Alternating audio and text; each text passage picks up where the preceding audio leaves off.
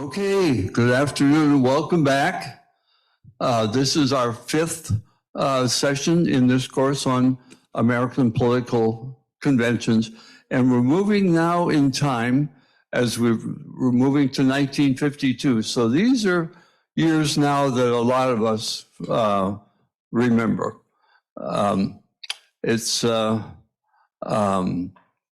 during those days when Ike was president, the kind of easygoing 50s, a wonderful generation to grow up in. And the roots for all of that decade really come back to this 1952 Republican convention. The Republicans were coming off a real bitter defeat in 1948 to Truman. As you recall, they really thought they were going to walk back into the White House. That didn't happen, so they were just itching to get back into the White House and get in control again. So when they came to Chicago in 1952, they knew they had to find a strong candidate and a strong platform to ride back into the White House. So when they got to Chicago, they had a lot of work to do. So to guide us through this story, I'd like you to welcome back our wonderful historical guide, Donna Waller, who will tell us the story. Thank you, Donna. Hi, everybody. This is actually turning out to be a sort of a challenge for me. How you get from 1912 to 1952 in an hour is a big historical jump. But I have to set you up. There's a narrative here. And the first thing I want to do is remind you of something I said last week, because it's a hook that I'm going to hang things on, and then I'm going to give you another piece to hang on it. And that's the business of the fact that we always have two political parties, but the one that captures the dominant agenda of the country has a tendency to dominate for a long period of time. And I'm going to weave a couple of pieces into this story in a few minutes. But the other thing I want to tell you is that political scientists, playing off Ladd's work that I talked about last week, have developed a sort of a scheme for analyzing presidential elections. And if you are a presidential candidate and your party is the dominant party, then political scientists call your election a maintaining election because it maintains the party dominance.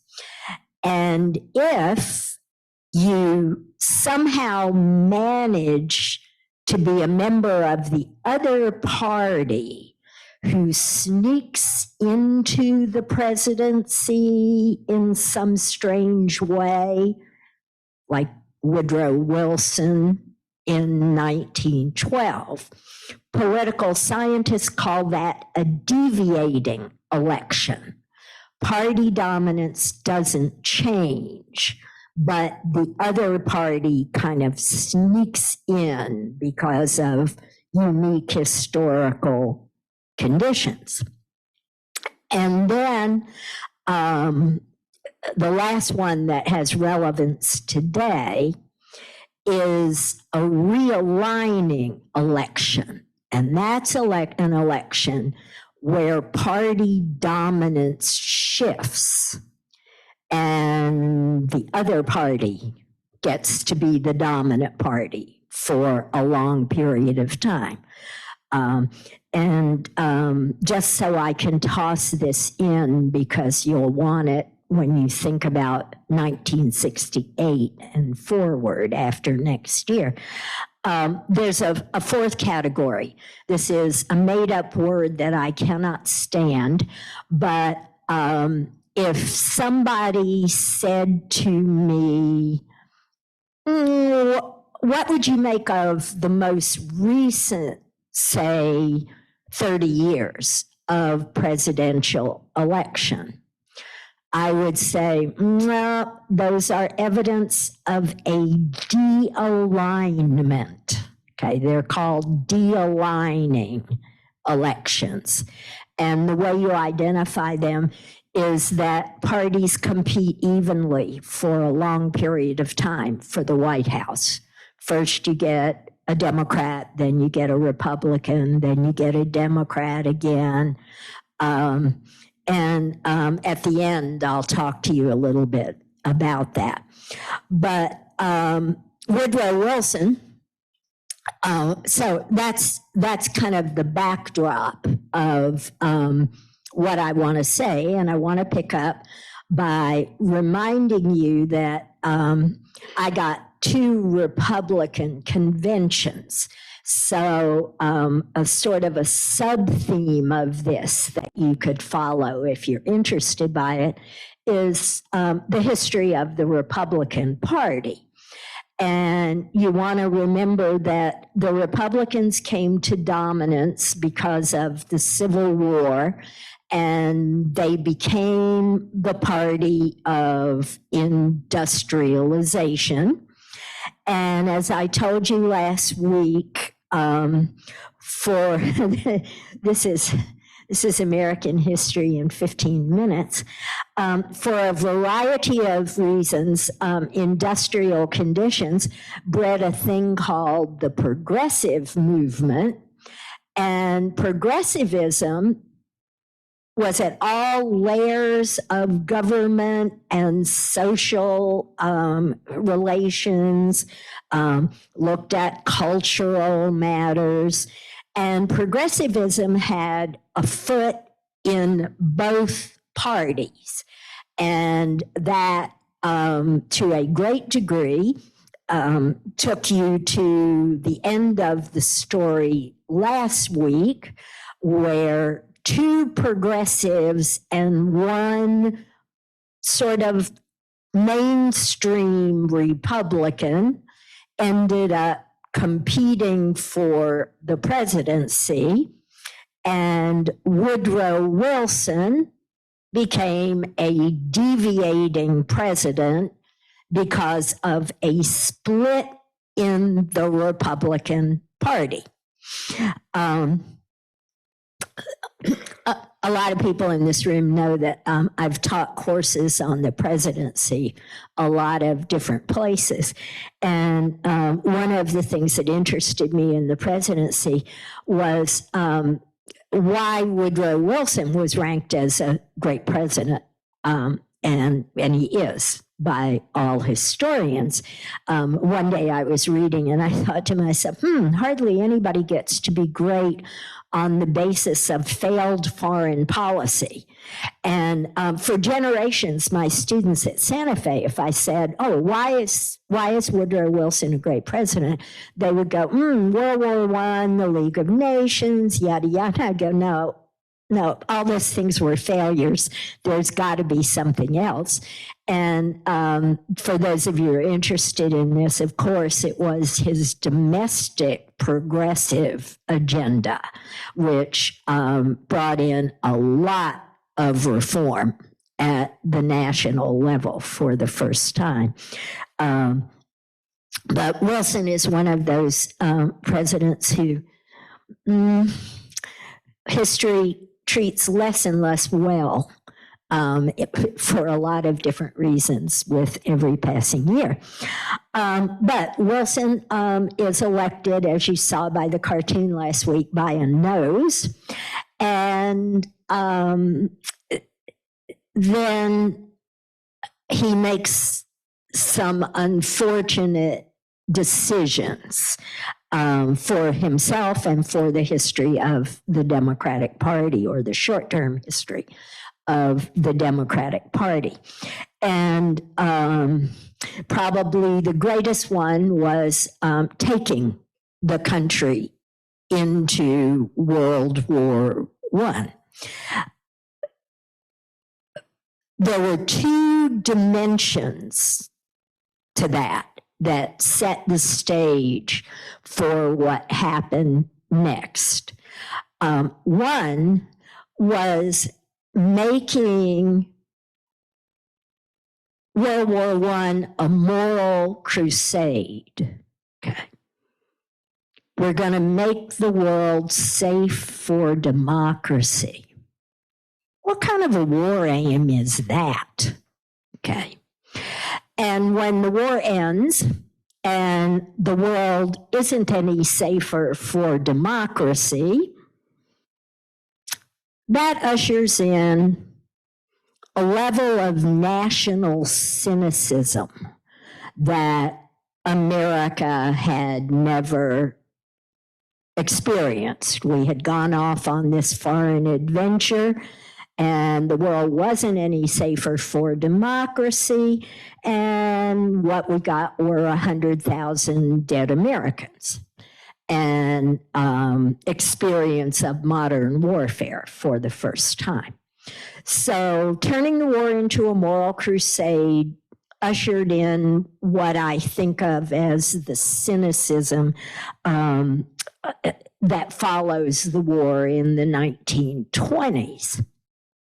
And the attitude of the country is certainly, and this kills progressivism dead, no more moral crusades. Let's just make money and party. That's the 1920s in a nutshell. But there's another piece of it that you have to understand. During World War I, it was Woodrow Wilson who brought big government to the United States. And the way in which the Wilson administration took control of the economy in order to mobilize us and win that war basically alienated him from the entire power class in the United States. And it brought back contact with other cultures, revived the nativism of the 1890s, okay, and coupled with the Russian Revolution, reignited the fear of socialism. Okay. And I want you to think about this rhetoric historically, because I'm shocked by how much of it is current right now, actually. But this is what happened. And Wilson's failures in the sense of idealism, a kind of a cultural failure, and the economic choices that had been made during the war ushered in the Great Party of the 1920s and brought back the old Republican Party. Okay. Given a whole new lease on life. I recommend, if you're a history reader, that you read about the three Republican presidents in the 1920s.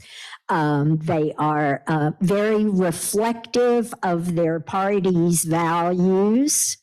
The business of America is business. And They are also reflective of the corruption of the 1920s. Up until now, most historians have ranked Warren G. Harding dead last as the worst president. If you want a bad ranking, all you have to do is let your buddies steal the country blind, and that will definitely get you there. So the Republican Party comes back into power in the 1920s, and then in 1929, the economy, on which they have staked everything, runs right smack into the biggest brick wall in modern history. And by 1932, there is a realigning presidential election. Franklin Roosevelt sweeps into office, promising to grapple with the unbelievable conditions that America is in by 1932. Most historians think of 1933 as the absolute bottom of the Depression in the United States. And Roosevelt sweeps into office, and I know all of you know this story. He has the great good luck or bad luck to have the double whammy of the Great Depression and World War II in his 4 elected terms. He serves 3 terms and only a little into his 4th term. And when historians rank presidents, the top 3 shifts around depending on what the historical biographies are. The top 3 are always George Washington, Abraham Lincoln, and Franklin Roosevelt. So never has shifted in my lifetime. So Roosevelt guides the country through the war, and Roosevelt's time in office exacerbates the split in the Republican Party, and it adds a new dimension to it. The Republican Party had been traditionally isolationist, and there were Republicans, and one you're going to hear about in a minute, Robert Taft, who had absolutely opposed America's entrance into World War II until the moment when the Japanese bombed us at Pearl Harbor. Okay. Taft was on record as having said Hitler would take all of Europe, but he wouldn't mess with us. And much of the Republican Party agreed with that. So the traditional progressive conservative split, which was social and economic in the Republican Party, now took on a foreign policy dimension. The Republicans, okay, so back to the elections. Okay. If your party is not the dominant party, you still have to run a presidential candidate every 4 years. And what that means is that the non-dominant party really only has 2 strategic choices. Okay. One is to say, these guys are dead wrong. They've always been dead wrong. They're dangerous aliens, and we don't agree with them at all. And if your party is the non-dominant party, you are probably going to lose, okay? Because that's what party dominance is all about.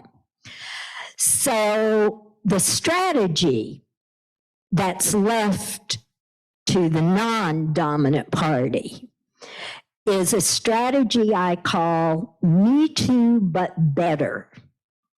I'm just like this other guy, but I'll do it more efficiently. I'll do it with less corruption. Maybe I'll do it a little less, but we're on the same page here. Okay. And faced with Franklin Roosevelt, the Republican Party, knowing it was doomed, allowed its Me Too but better liberal wing to do battle with Roosevelt, which was a thankless task. That wing began to think of itself as the Republican Party. And after Roosevelt died and they were faced with Truman in 1948, the Republicans chose the perfect Me Too candidate. Slide, please. Oh, second one. I'm sorry. George Dewey. Okay. I'm sorry, Thomas Dewey. Thomas Dewey. Manila popped into my head there.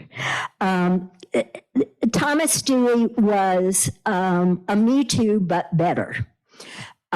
He definitely was an internationalist. He was young, he was modern, and he was thought of as probably the perfect candidate to run up against Truman.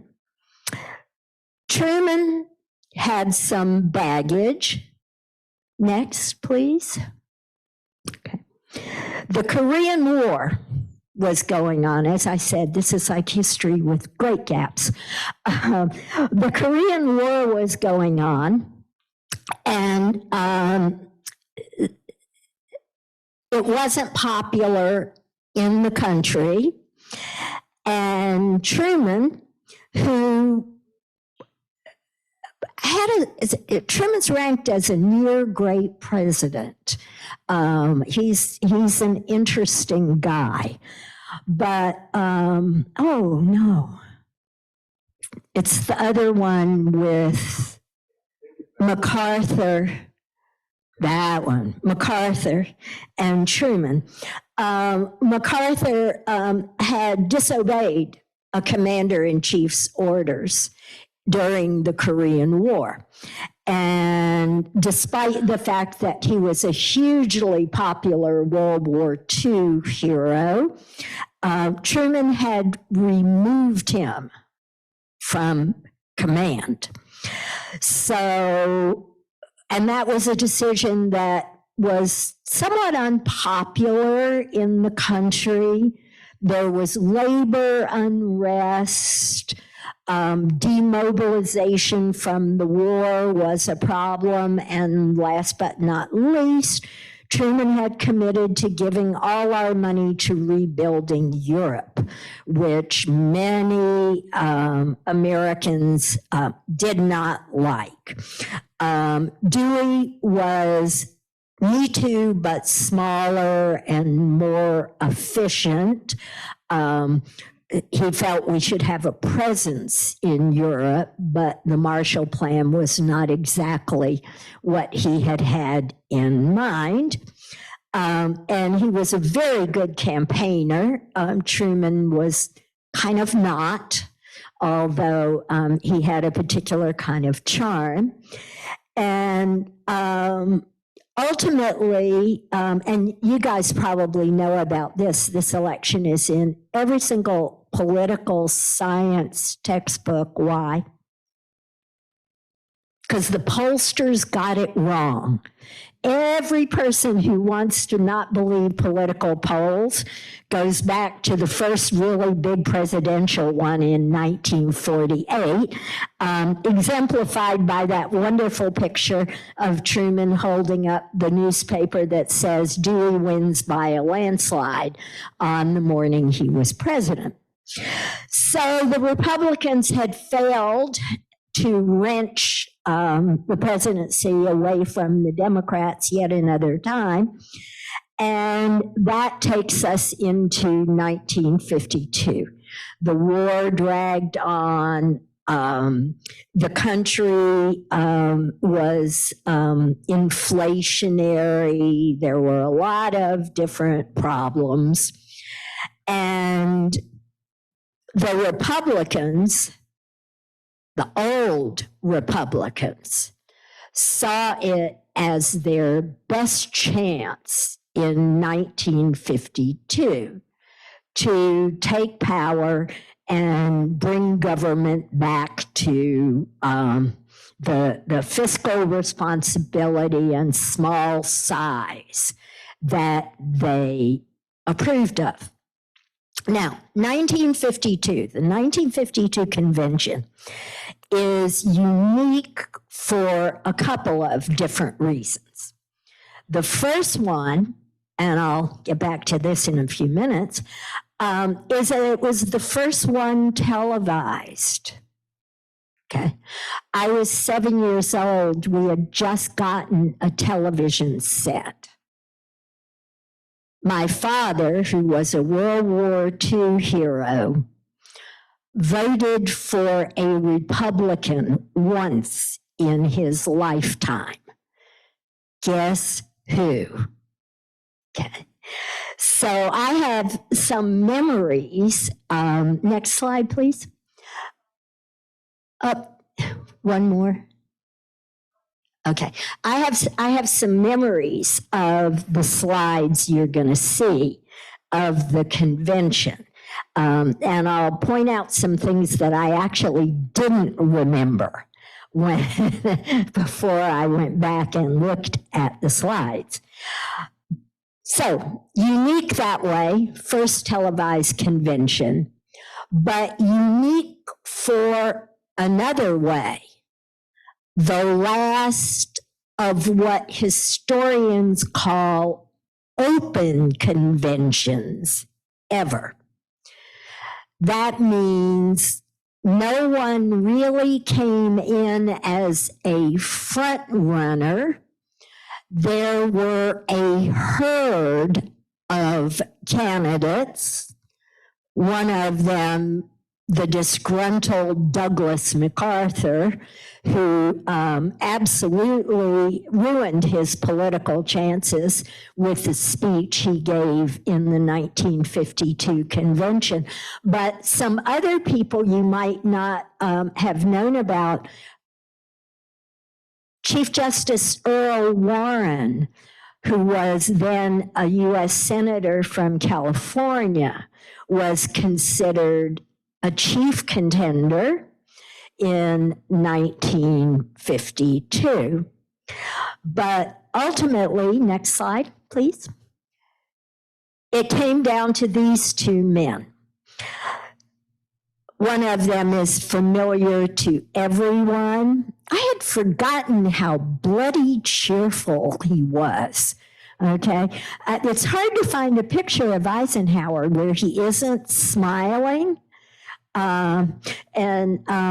That's odd considering what his former job was. I don't think of generals as particularly jovial people, but Eisenhower certainly reflects that way. And then the other man over here, Senator Robert Taft. And you've heard that name before. Here's another link to my 1912 convention. He was, in fact, William Howard Taft's son. And Taft had gone on, by the way, after a really not distinguished presidency, which he hated. Okay, Taft wrote about he hated being president. Went on to be a very distinguished U.S. Supreme Court justice. There is precedent for putting former presidents on the Supreme Court. So Taft, who was a conservative senator from Ohio, if there was a front runner, he was probably it. He had been a workhorse of the Republican Party. He had waited patiently a long time to be a presidential candidate. And he was dead opposed to everything that had occurred in Washington in the previous 40 years. He was an ardent critic of the New Deal. He was the first Republican to come right out and say, let's just dismantle this all. Okay. So he was anti-New Deal, fiercely isolationist, as I told you. He had opposed the war and said, let's just let Hitler take all of Europe. He'll never come and mess with us. That meant that in the post-war world, he was absolutely anti-Marshall Plan, anti-NATO, and wanted the United States to simply withdraw back to our borders and forget about the rest of the world. I used to tell my classes at Santa Fe, or I would ask them when they thought globalization happened. And I have to tell you, it's the moment we nuked the Japanese. Okay. The second that happened, everybody understood that there was no isolation anymore. And one of the people who understood it most strongly was Dwight Eisenhower. Okay. Now, Eisenhower had come back from the war, and both parties had courted him as a presidential candidate. And I don't know whether this is apocryphal or not, but several historians say that he had, in fact, we know this, voted for Truman in 1948. But that when he was approached by both parties, he said, I don't really know what party I am. I have to think about it. And the story goes that he came out of sort of isolation in a week and said, I'm from Kansas, my people must be Republicans. Okay, so, yeah. But I think it's more likely that he saw the notion that the Republican Party might go back into isolation, repudiate NATO, and give up internationalism as a very great threat. And so he decided to contest the nomination against Taft. Next slide, please. Okay. This is Taft and his supporters. Okay. Look at this picture. Okay.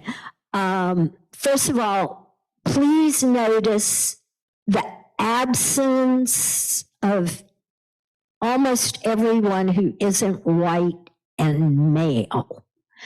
And you are actually going to see that in all of these convention photos.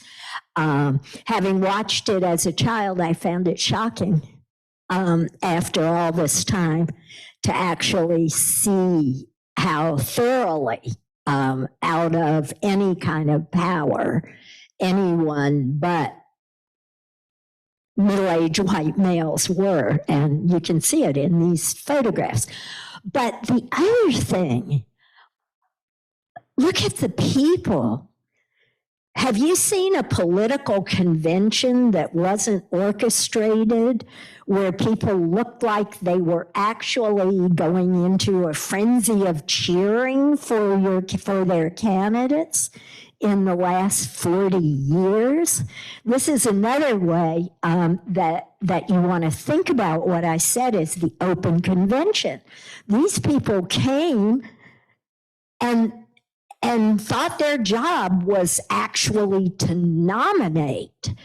And the partisans on both sides, next slide, please, are just like, oh, this is Mr. Republican from Ohio here. This is my favorite of they're all middle-aged white males photographs. Next, please. Oh, here's Eisenhower. And next. Look at this. You know, these people are fierce partisans, and they know that their decision right there on the floor of the convention is going to be the person that's going to run for president. And the convention was pretty evenly divided. This is a convention where Taft claimed that stolen delegates from California were what had given Eisenhower the margin. And one of the things about that first picture I showed you is going into the convention and coming out of the convention. Both candidates pledged to support each other, and they had these sort of, you'll see there's a downright folksy picture of the two of them coming up now. But inside the convention, the partisans were fierce, and many of them saw it as a conflict between the new modern world, which wasn't going to go away, and the way things used to be. Next slide, please. The more of that. Think about this in contrast with what you saw in the last two political conventions. I love this. I used to want to go to a convention because I cut my teeth on this kind of thing. Next, please.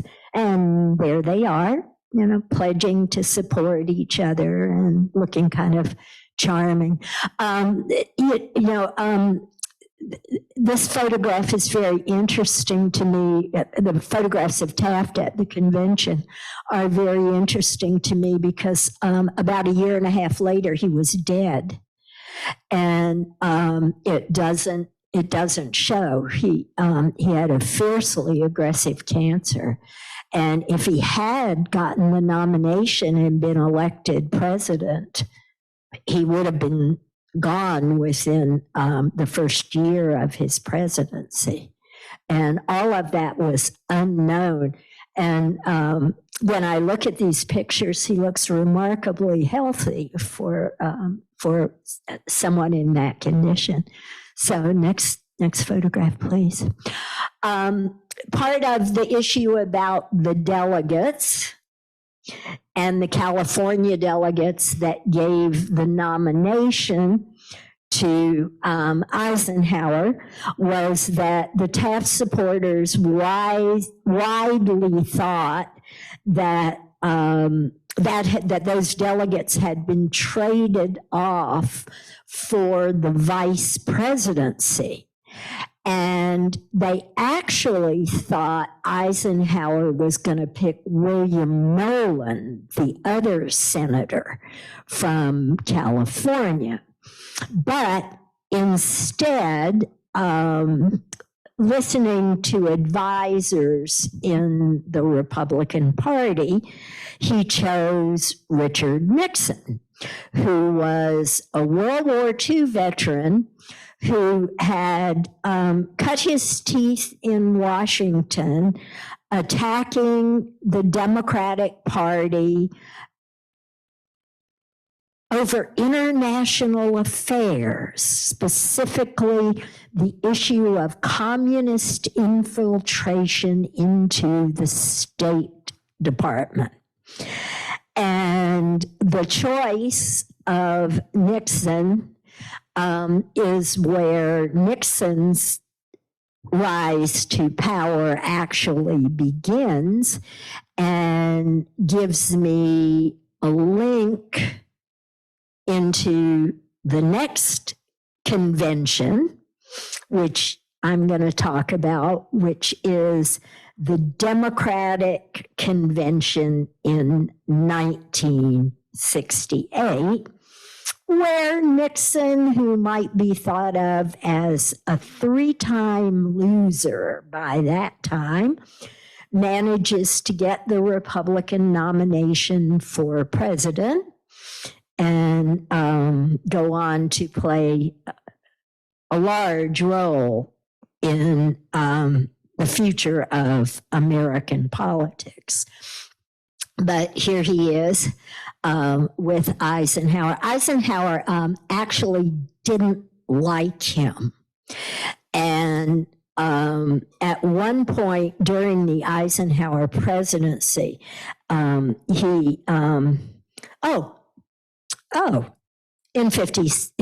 56, when Nixon was the heir apparent, a reporter asked Eisenhower to explain some big decisions in Washington that Nixon had been a part of because he had been vice president.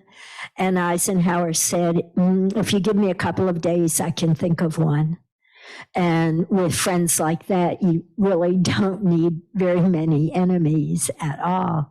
But it was widely assumed in 56 that the Californians traded off those delegates inside the convention.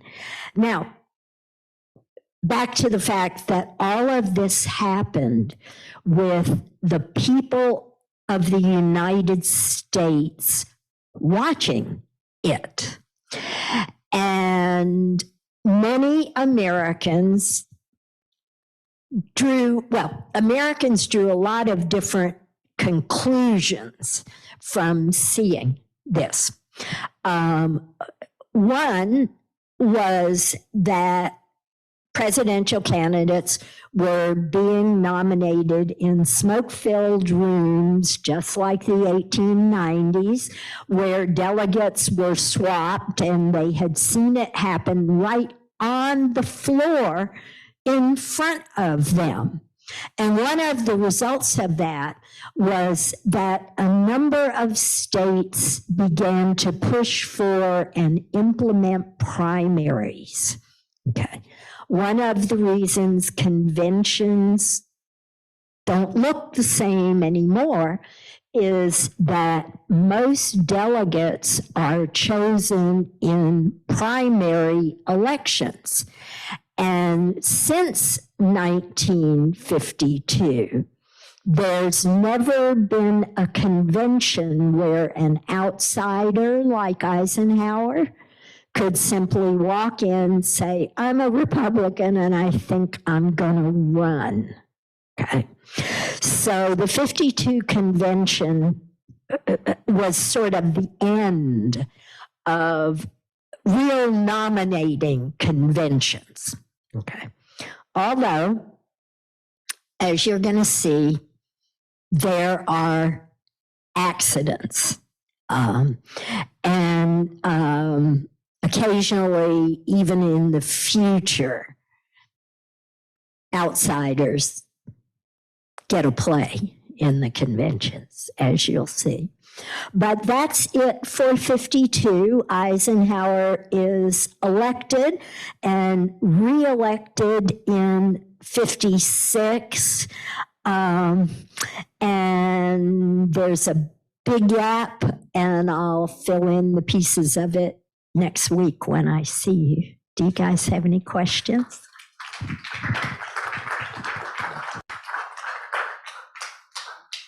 Oh, anybody got questions? Yeah, I can. Anybody have anything to say about? Yeah, there's one in the back. Just a minute.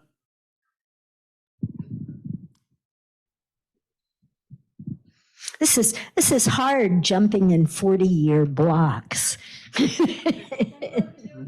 It's. I was wondering, how old was Eisenhower when he was first elected president? Oh, he was one of the oldest ones then. He had a whole career in the military. I don't know his exact age, but he was mid-60s.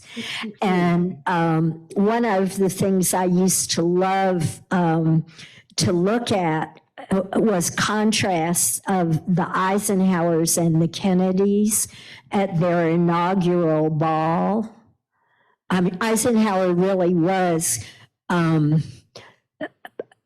of like the country's benevolent grandfather. That was a part of his appeal, I think. So yeah, he was old, but historians sort of rank him as a kind of a mid-range president. Because he came from the military, found the presidency frustrating. He was used to giving orders and having people actually do what he said. And Truman had warned him about that. And Truman had said, poor Ike, he'll think it's like the army. He'll give an order and 6 months later, he'll wonder why nobody's done it. And, but Eisenhower, yes, he was everybody's grandfather.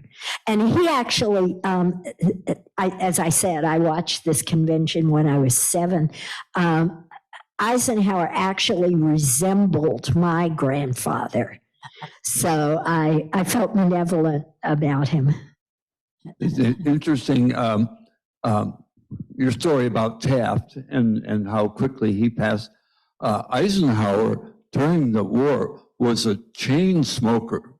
He went through a couple packs of Chesterfields a day.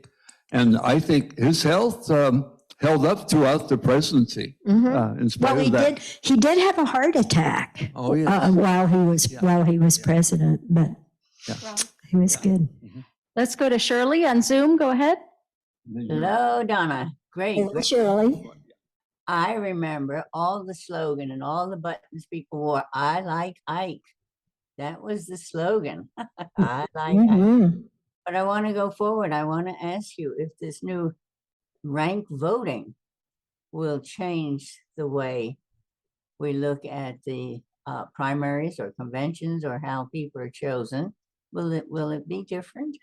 Well, I have to say that I don't expect to see rank voting nationally at all within my lifetime.